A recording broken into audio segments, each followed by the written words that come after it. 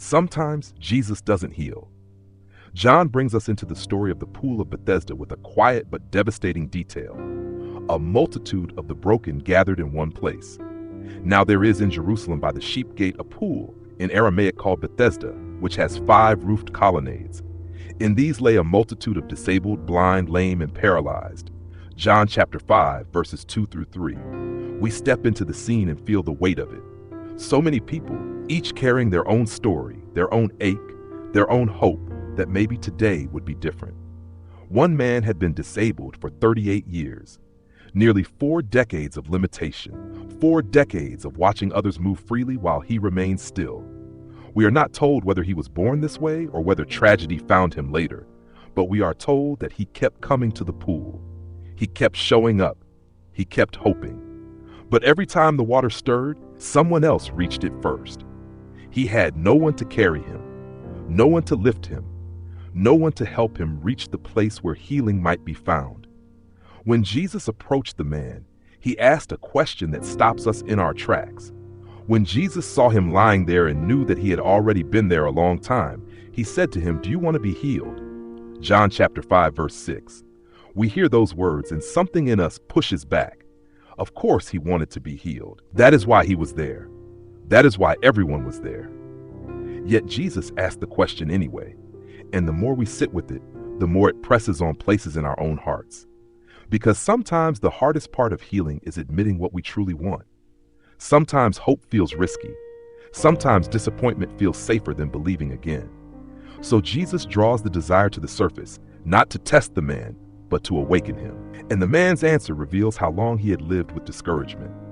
The sick man answered him, "Sir, I have no one to put me into the pool when the water is stirred up, and while I am going another steps down before me." John chapter 5, verse 7.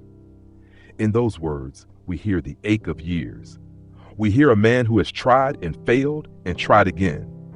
And suddenly the question Jesus asked no longer feels simple. It becomes a mirror. It becomes the place where we must decide if we still believe Jesus can meet us where we have grown tired of hoping. Then Jesus spoke the kind of command only the Creator can give. "Get up, take up your bed and walk." John chapter 5, verse 8. And he did, just like that. 38 years of paralysis overturned in a moment by the one who spoke the world into existence. No water, no rush, no competition, just Jesus. We love that part of the story because it shows mercy that is personal and intentional and completely unexpected.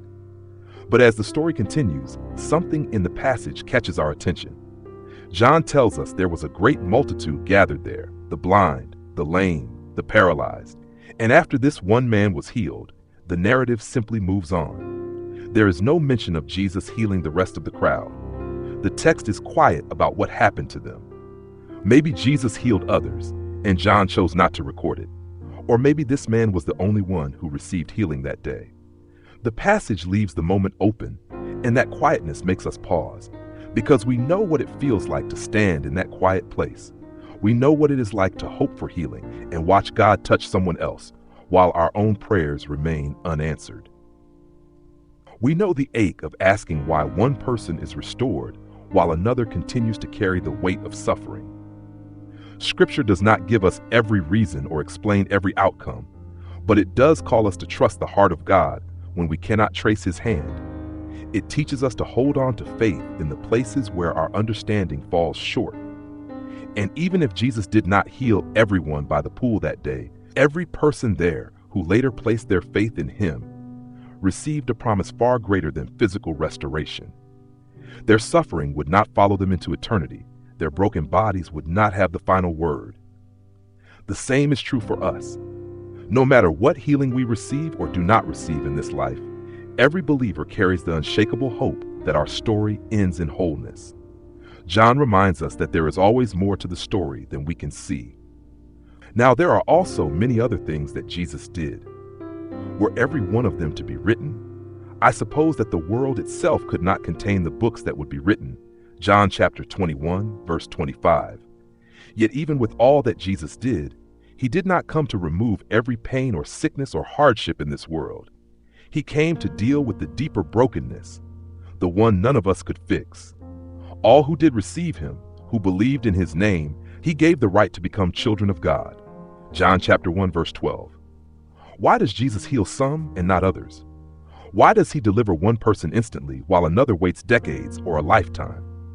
We cannot fully answer that, but we can say this with certainty. He never withholds the greater healing. He never withholds salvation, and he never forgets those who wait by the pool. One day, even the waiting will end.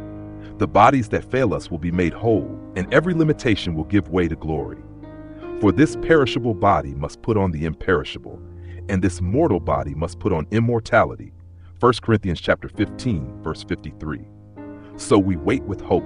We trust the one who sees us, and we rest in the promise that none who belong to him will be left broken on the last day. What truth from this passage speaks to you most today? Your insight might be what someone else needs this week.